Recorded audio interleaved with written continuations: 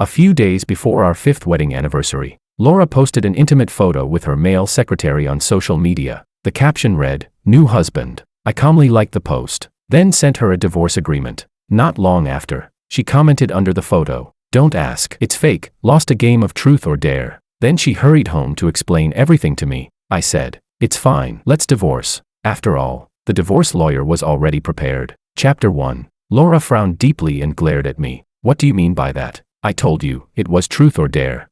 You liking it is one thing, but now a bunch of people are asking me about it. It's like I actually cheated." Something stabbed sharply in my chest. I clenched my fingers. "Didn't you?" Laura shot to her feet. "Fine, you don't believe me. I'll video call Peter right now." Peter's gentle voice came through, his tone full of apology. "Raphael, I'm really sorry. We were just playing a game last night. If you're uncomfortable, I'll post a clarification immediately." But his eyes were clearly full of smug satisfaction. I suddenly laughed and said, "Sure, go ahead, post it." His expression changed instantly. Laura quickly turned gentle, soothing him. "There's nothing to apologize for, and there's no need to clarify." Then she looked at me, her gaze sharp, her tone full of reproach. "Do you really have to make a big deal out of this and put Peter in an awkward position? I think you've been stuck at home too long and lost touch with society. You can't even take a joke." My eyes burned with pain. Laura said I was out of touch with society, but she'd forgotten that back then, when she asked me to become a stay-at-home husband, I had refused. She said that in a family, it was enough for just one person to suffer the hardship of earning money. Yet now, all that hardship was coming from her. Inside, emotions surged violently, but on the surface I forced myself to stay calm. "Yeah, you two get along so well, maybe you really are more suitable as a married couple," Peter hurried to explain. "Raphael, that's not what I meant." But he couldn't even hide the upward curl of his lips. Only Laura would believe that explanation. Laura's face darkened immediately, her voice low and stern. "Raphael, are you determined to be unreasonable?" Unreasonable? In the past, whenever any woman got close to her, Laura would take the initiative to explain. If I didn't get jealous, she'd even get angry, saying I didn't care enough about her. Now, before I'd even said much, I was already being labeled unreasonable. I blinked, forcing my emotions down, and said in a low voice, "Yeah, do you want me to clear out space for you too? Though maybe a new place would be better. After all, he's your new husband." Laura flew into a rage, threw her coat aside, and jabbed a finger at me hard. "Fine, if you want to make things this messy, then so be it." With that, she stormed out of the house. The door slammed shut with a loud bang. Only then did my body give out. I collapsed weakly onto the sofa. In just 5 years, Laura had drifted farther and farther away from me. My marriage was nearing its end. The 5th anniversary, in the end, would never be celebrated. Chapter 2. As expected, Laura didn't come back after that. Not until a weekend more than a month later. The moment she walked in, she handed me a paper bag with a luxury brand logo on it. "Honey, I went on a business trip. I left in a hurry and forgot to tell you. I also forgot our anniversary. Don't be mad. I bought you a tie." I opened it and took a look. It was a youthful style, and the color was a light blue. Blue is my least favorite color. Laura used to find that strange. I thought all guys liked blue. I put the tie back into the box and set it on the coffee table. Suddenly, I remembered a post Peter had shared not long ago. He said blue was his favorite color, the color of love. Who this tie was really meant for no longer mattered. I let out a breath. "Find some time. Let's go get the paperwork done." Laura froze for a moment, then tossed a set of car keys at me. "A tie's not enough. I bought you a new car too. Come on, let's go downstairs and take a look." When I didn't move, she pulled out her phone and flipped to some photos. "If you don't want to go down, that's fine. I'll show you the pictures." I glanced at them. The model was painfully familiar. It was the same one Peter drove, just a different color. Laura truly had no bottom line, keeping the red flag standing at home while colorful flags flew outside, and even making us drive the same model of car. It was disgusting. She wrapped her arms around me, her voice carrying a tenderness I hadn't heard in a long time. "Honey, getting angry is bad for your health. If you get sick from anger, how would I not feel heartbroken? Don't be mad anymore, okay?" I pulled her hands away and just looked at her, enunciating every word. "Pick a time. The two of us will go get the paperwork done." The smile on Laura's face vanished instantly. She darkened, her tone impatient. "I've already gone this far to coax you. What else are you unhappy about?" When I didn't respond, she flew into a rage, stood up, and turned to leave. "You really have to make this such a big deal. If we actually get divorced, I'll see where you go to regret it." Regret? I'd thought about it for a whole month. How could I regret it? Last month, I made chicken soup and brought it to her company, but the office was empty. I walked into the inner lounge. Laura and Peter were lying on the bed, wrapped in each other's arms, their bodies close and intimate, as if nothing in the world could separate them. It had been a long time since Laura last slept in my arms. Peter's neck was covered in scattered kiss marks. I couldn't take it anymore. My stomach churned violently, and I stumbled out, but I didn't tear the veil off right then. My family's small factory had survived all these years solely because of Laura. If I completely fell out with her and the factory collapsed, with my father's temper, he might end up in the hospital from sheer shock. But now, I grabbed her arm. I want a divorce. Laura grew even angrier and shook my hand off. If we really divorce, what do you think will happen to your dad's factory? I cried out hoarsely. Laura.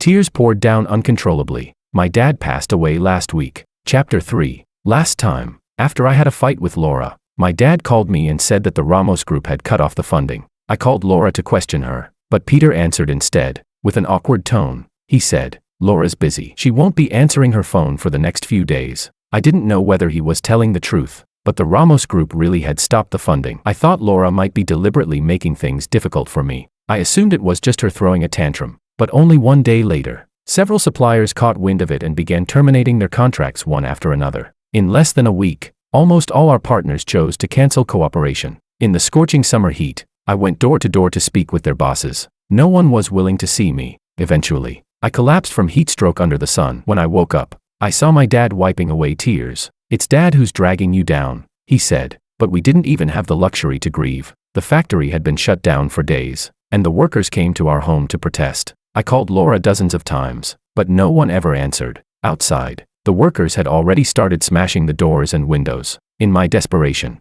I finally managed to contact her through another assistant. Impatiently, she asked, "What is it?"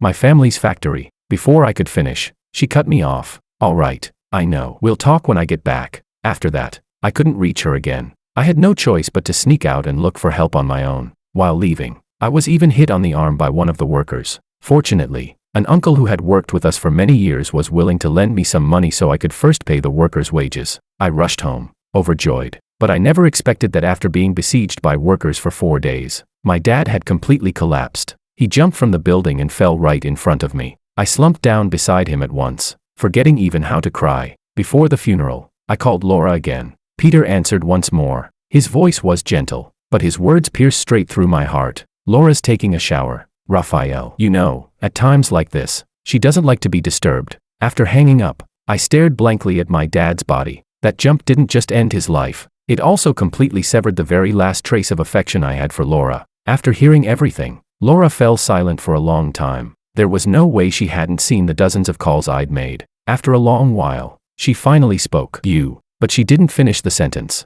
Perhaps she knew that he was already gone, and there was nothing she could say now. Yet in just a moment, she returned to her usual self. "Raphael, I'm sorry about Dad, but you know, if it weren't for me, your father's factory would have gone bankrupt 4 years ago. With his personality, he was never suited for business." I couldn't believe what I was hearing. Unable to suppress my anger any longer, I slapped her across the face. "Are you even human?" It was the first time I had ever laid a hand on her. The day I saw her lying in bed with Peter, I had already wanted to do this. Laura clearly hadn't expected me to hit her. She sprang to her feet and raised her hand. I closed my eyes and waited for the slap to come down, but perhaps feeling guilty, she only knocked over the tea and shouted angrily, "You domestic abuser." She nodded as she spoke. "Fine, you want a divorce, right? Then divorce it is." With that, she called her lawyer. "Bring over a divorce agreement." Chapter 4. How did Laura and I end up like this? Even I feel a bit dazed thinking about it. Back in my junior year of college, I interned at a company owned by one of Laura's friends. After finding out I was her junior from the same university, she deliberately asked the boss to take extra care of me. Later, as we gradually had more contact, the boss would often bring me along to meet up with her. Her intentions were far too obvious, but I knew very clearly that our backgrounds and social status were worlds apart. There was never going to be a future. She picked me up and dropped me off from work every day. She prepared exam materials for me. She even bribed my roommates, who all tried to persuade me to accept her. Still, I didn't dare to be with her. Many times, I explained things to her very firmly, yet she always brushed it off, unconcerned. "Whether you agree is your business. Whether I chase after you is mine." I thought that if she kept at it long enough, she would eventually give up, but I never expected her parents to die together in a plane crash. She had originally planned to study abroad, but was forced to temporarily take over the massive group. During that time, she still didn't stop pursuing me. Only, every time I saw her, her face was pale, her brows tightly furrowed. No matter how hard she tried to hide it, she couldn't conceal her exhaustion. After asking my former boss, I finally learned that she was surrounded by danger within the group. Yet in front of me, she still pretended to be calm and unbothered. I could no longer hold back my heartache. During the hardest period of her life, the two of us got through it together. I didn't understand her work at all. All I could do was stay by her side when she felt defeated, and make her a bowl of chicken soup. She once held me inside. If it weren't for you, I really wouldn't have made it through. When she finally gained a firm foothold in the group, she booked the entire revolving restaurant to celebrate. That was where our marriage began. She cried, like a child, foolishly unable to believe it. You really agree? You won't regret it. I'm stubborn by nature. Once you agree, you won't get a chance to leave me. I hugged her. The two of us cried and laughed at the same time. Back then, I truly believed I had met someone who would love me for a lifetime. But after only 5 years of marriage, that love had already become so fragile it could shatter at the slightest touch. In fact, Laura's change hadn't come out of nowhere. In the 3rd year of our marriage, I found a man's lighter in her pocket for the first time. At the time, I didn't think much of it. Later, the scent of men's cologne began lingering on her. In the group photos she took when going out, Peter's figure always appeared. Every time, Peter stood right by her side. When she was with me, she would often be called away by sudden phone calls or messages. I comforted myself, telling myself she must just be busy with work. But when it happened too many times, even self-deception became impossible. The doorbell rang. The lawyer had arrived. Chapter 5. When the lawyer took out the divorce agreement, Laura seemed like she still wanted to say something, but I didn't spare her a single glance. I only skimmed it briefly, then signed my name. After that, I said coldly, "Laura, sign it." She stared at me for a long time. Seeing that I wouldn't budge, she snatched the agreement away at once. "So you're really going to push things this far? Fine, fine. Don't you regret it?" Fuming, she grabbed a pen and scrawled her signature in a couple of strokes. After signing, she kicked the table hard to vent her anger. At that moment, her phone rang. In the silent living room, the voice coming from the receiver was painfully clear. "Laura, I'm not feeling very well. Can you take me to the hospital?" After a pause, he added, "Forget it. You should stay home with Raphael. I'll go by myself." Laura looked at me. I turned my head away indifferently. After hesitating for a moment, she still chose Peter. "I'll take him to the hospital first. Wait for me at home." Then she left, almost as if she were fleeing. I didn't pause for even a second and immediately began packing my things. When I was clearing out the bookshelf, a follow-up medical report caught my eye. I finally couldn't hold it in anymore. Clutching the report, I let out a hoarse, explosive shout in the empty house. I had tried my best to save this marriage, but it hadn't even lasted long enough to reach the so-called 7-year itch. Dragging my suitcase, I walked out of the house I had lived in for 5 years. I turned back to look at it. This upscale residential complex wasn't all that great after all. When houses grow bigger, the distance between people only grows farther. As I reached the plaza, I saw a young couple chasing and fooling around. The girl pouted in mock anger. The boy immediately ran back to coax her. She broke into a smile at once and leapt onto his back. Laughing and joking, the two of them ran off together. My eyes burned with soreness. Once, Laura and I had been just like that. She had once treated me as her whole world. And precisely because we had truly loved each other, the separation hurt like having muscles torn and bones stripped away. I had already rented an apartment a few days earlier. Moving in now, I only needed to clean up a bit before I could live there. I worked non-stop until the afternoon. Before I could even catch my breath, a dull, sudden pain shot through my calf. In the blink of an eye, the pain left me unable to move. Remembering the doctor's instructions, regret washed over me. Once the pain eased a little, I hurriedly took a taxi to the hospital. The doctor frowned and scolded me. "You absolutely must not engage in intense activity again. Put household chores on hold for now. After a fracture, you need to rest properly. Don't treat your body like it doesn't matter." I nodded, holding a stack of forms, and limped out of the consultation room. But just as I reached the lobby, I ran into Peter. He was smiling, but the smile didn't reach his eyes. They were full of mockery. "Raphael, you didn't follow us here on purpose, did you? You're already divorced from Laura, and you're still chasing after her like this." I didn't want to deal with him and turned to leave. "Raphael." Laura walked over with a slight frown. "Why are you at the hospital?" I let out a cold laugh. "What does it have to do with you?" She grabbed me. "The paperwork isn't finished yet. You're still my husband. How does it have nothing to do with me?" I shook her off, but ended up putting pressure on my calf. My face turned pale instantly. "What's wrong with you?" Before she could step forward to support me, Peter immediately clutched his head. "Laura, it still hurts a bit." I watched his performance with a blank expression. Laura hesitated, but seeing my cold, distant look, she wavered for a moment and then chose to support Peter instead, turning back to instruct me. Raphael, go home first. I'll be back later. We'll talk properly then. After they left, I could no longer hold on. Bent over, I sat down on a chair, waiting for the pain to subside. A nurse came over and asked with concern if I was all right. I could only wave my hand. Inside, bitterness spread uncontrollably. Even a stranger cared more about me than Laura did. Chapter 6. After I got home, I took my medicine and fell asleep. I didn't wake up until Laura's phone call jolted me awake. Why haven't you arrived yet? The whole family is waiting for you. I glanced at my phone and realized I had slept until the afternoon of the next day. Today was Laura's grandparents' golden wedding anniversary. Her grandparents had always treated me well. I couldn't not go. When I rushed over with the gift, I immediately saw Peter sitting beside Laura, in the seat closest to Grandma. Laura's cousin spoke up first, rolling his eyes. Quite the attitude you've got, making everyone wait for you. He had never liked me. Now that he and Peter were close friends, his disgust toward me had only grown. I ignored him and presented the gift. Then I looked around. The only empty seat left was next to the cousin. At that moment, Peter suddenly stood up, looking flustered and uneasy. Raphael, I'm sorry, did I take your seat? Laura told me to sit next to her. I didn't notice. I let out a cold laugh. Didn't notice? Or were you hoping for it? You know best. Laura snapped sharply. Raphael, I won't disturb your gathering. Grandpa, Grandma, happy golden anniversary. But Laura and I are already divorced. This is my last time here. I wish you both good health in the years to come. Before I could even walk out, the cousin suddenly shouted, his face full of malice. Divorced? Don't tell me it's because you broke your leg. Makes sense. A cripple like you, what use are you anyway? In the past, he mocked me every time we met. I didn't want to cause trouble for Laura, so I endured it again and again. But today, I couldn't take it anymore. I strode back and punched him square in the face. The cousin cried out in pain. Peter hurried over to support him. Raphael, how can you be so rude? Rude. Rage surged through me. You haven't even seen real rudeness yet. I grabbed the hot soup from the table and poured it straight over the two of them. This is what rude looks like. I tossed the bowl aside and turned to leave, but a hand grabbed me. Raphael, what do you mean by a fracture? Laura's voice trembled, her eyes reddening. I looked at her coldly. When my dad jumped, he smashed into my leg. By the time you came back from your business trip, I had just gotten the cast removed. Her grip on my hand tightened suddenly. Why didn't you tell me? I laughed. Tell you? Could I even reach you?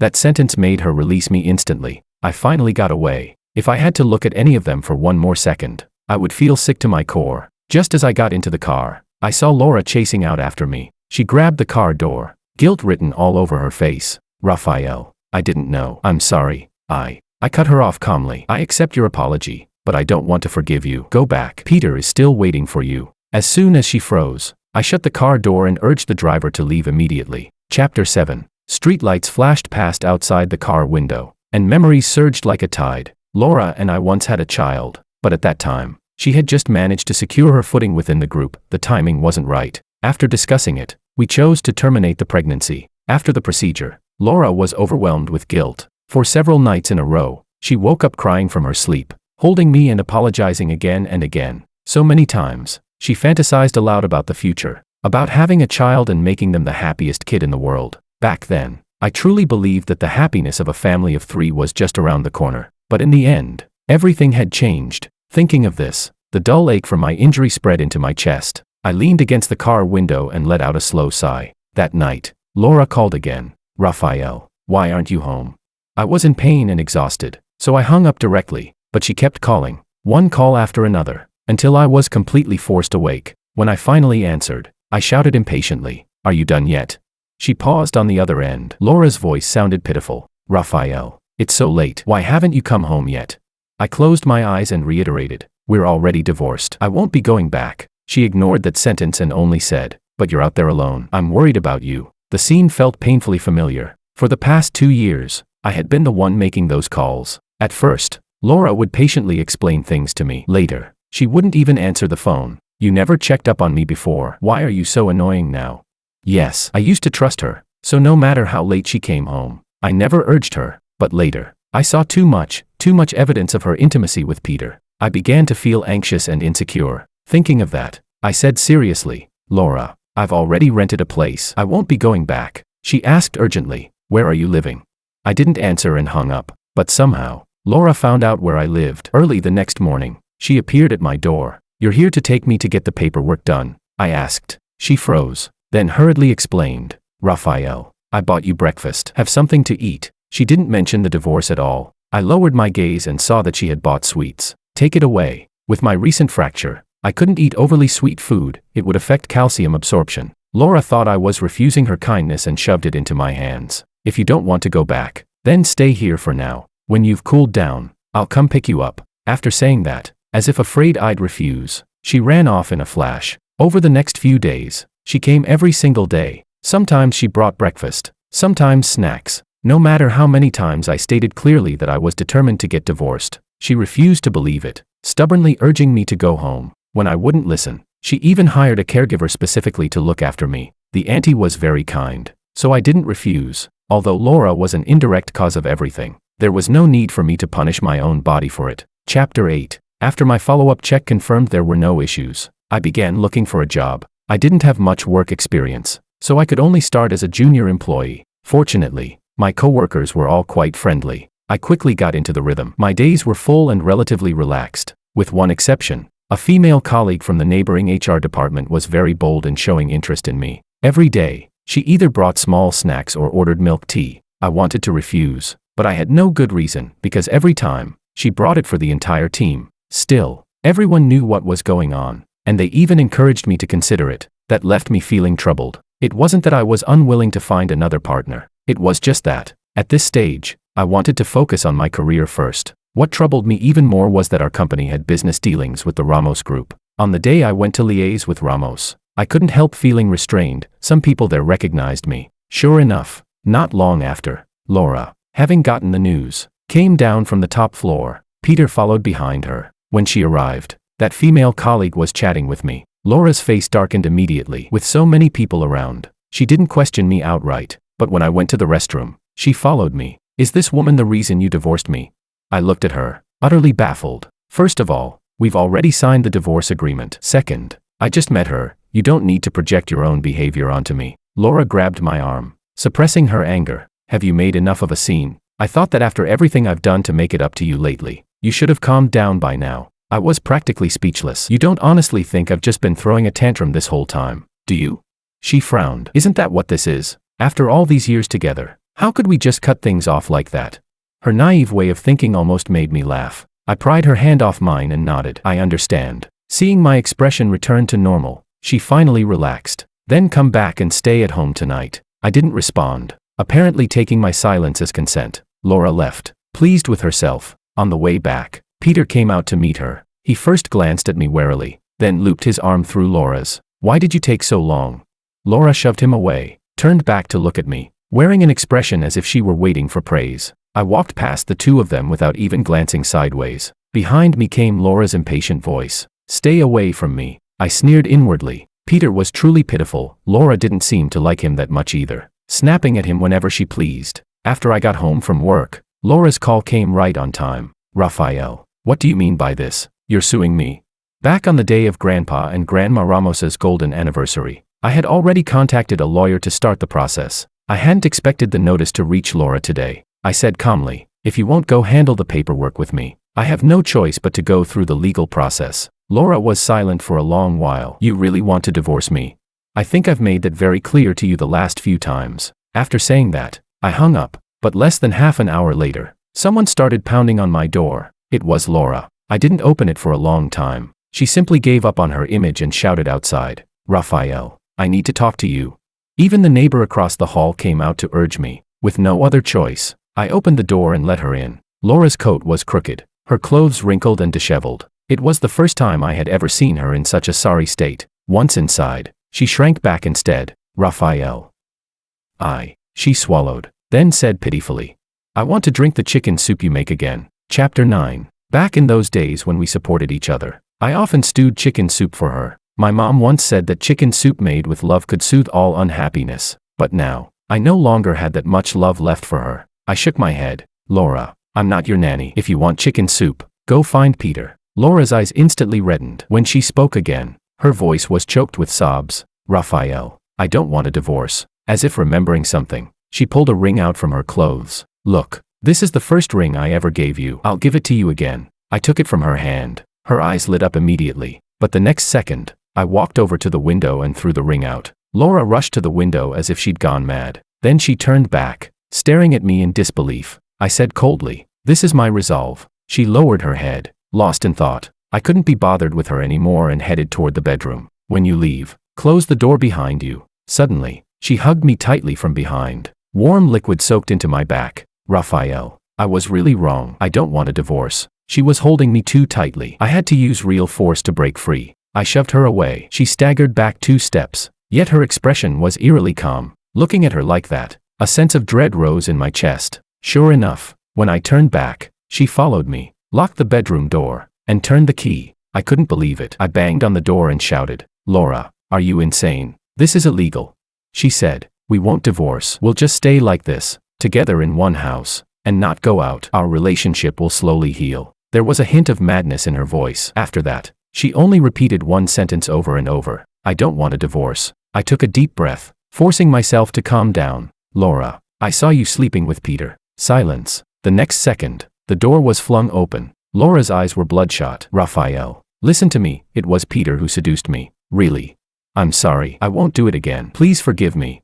She tried to come at me again, but I forced her back with a baseball bat. "Don't come near me. You disgust me." Her entire body stiffened, pain flashing across her face. Just as we stood locked in that tense standoff, there was another knock at the door. It was the police. Just moments earlier, I had sent an emergency text to report it. Chapter 10. Laura was taken away and detained. Taking advantage of that opportunity, I applied for an internal transfer at my company. The branch in City C needed staff, so I gave up my apartment and moved there directly. Before I left, Laura and I completed the divorce procedures. From beginning to end, we didn't exchange a single word. Only at the moment of parting did she speak hoarsely. "Raphael, I fired Peter." According to Laura, Peter was unwilling to accept it and followed her to her home. While crossing the street, he was hit by a car. Although he was saved, he was left with high-level paralysis. I couldn't help but sigh, but none of that had anything to do with me anymore. Laura asked tentatively, "Raphael, can we still?" I cut her off. "Between us, it was never just about Peter. Even without him, there would have been other men. And most importantly, I no longer have any trust in you." Laura's face turned deathly pale in an instant. Her lips trembled, but for a long time she couldn't say a single word. I didn't bother to listen any further and turned to leave. In City C, my abilities improved greatly. In just 2 years, I was promoted to project supervisor. My income doubled as well. Laura would often come to see me secretly. In fact, I always knew, but I pretended not to notice and never spoke to her. Until one day, she suddenly stepped forward and stopped me. Her voice was a little hoarse. "Raphael." I looked at her quietly. "Today is my birthday. Do you remember?" Her eyes were full of anticipation, but I had truly forgotten. Work was too busy. I hadn't even thought about her in a long time. Seeing that I didn't speak, her expression gradually dimmed. I said softly, "Happy birthday." She immediately lifted her head, tears glimmering in her eyes. "Can I hug you one more time?" I refused. I shouldn't let her have any more illusions. From that day on, Laura never came again. At least, I never saw her. Under her leadership, the Ramos Group continued to grow larger and stronger. I often heard colleagues mention her, but in my heart, there were no longer any ripples. Over those 2 years, there were also outstanding women who pursued me, but I focused on my work and didn't have much energy to spare for that. 5 years later, Laura's cousin suddenly called me. "My cousin wants to see you." I had always disliked him, so naturally I didn't want to bother. Before I could hang up, though, he started crying on the other end. "I treated you badly before. I apologize, but my cousin really isn't doing well anymore. She only wants to see you." I was startled. I had seen Laura in the news last year. She had seemed perfectly fine then. When I rushed to the hospital, I saw a Laura who looked nothing like her former self, emaciated and skeletal. Her hair was cut very short. Her cheekbones protruded. Her cheeks were sunken, and the arm extending from beneath the blanket was nothing but skin over bone. I stared at her in disbelief. Her cousin explained from the side, "She's been drinking all the time. She's been hospitalized several times for gastric bleeding. Repeated gastric bleeding and perforations caused her health to deteriorate more and more. Last year, she was diagnosed with stage 2 gastric cancer. It could have been controlled, but Laura refused treatment and instead abused her body even more recklessly. Very quickly, it progressed to stage 4 gastric cancer. She just said she wants to see you one more time." In the afternoon, Laura finally woke up. When she saw me, tears instantly streamed from her eyes. "Raphael." She had very little strength left, but she still forced herself to speak. "I'm sorry, Raphael." Just those 2 sentences had already exhausted all her energy. To say I felt nothing at all would be a lie. But in the end, everyone has to pay the price for their own actions. Chapter 11. After Laura passed away, her lawyer came to see me. Half of the shares she held were transferred to me. Laura said this is her compensation to you. She asked that you not refuse it. At the time of the divorce, Laura had already given me half of the marital assets. Now, with these additional shares, I had effectively become a true millionaire. I resigned from my job and went abroad to continue my studies. This time, I chose a major that I truly liked. After graduating, I opened a small studio of my own. Life moved at an unhurried pace. In my spare time, I traveled to different parts of the world. Along the way, I made many friends. I also met people who made my heart flutter, but I no longer threw myself into love without reservation. Nor did I place all my emotions onto a partner. More than anything else, I learned to prioritize my own feelings. My current girlfriend often says, "When you love yourself, that's when you're most attractive to me." I look at the birds gliding across the sky. They are free and unrestrained, just like me.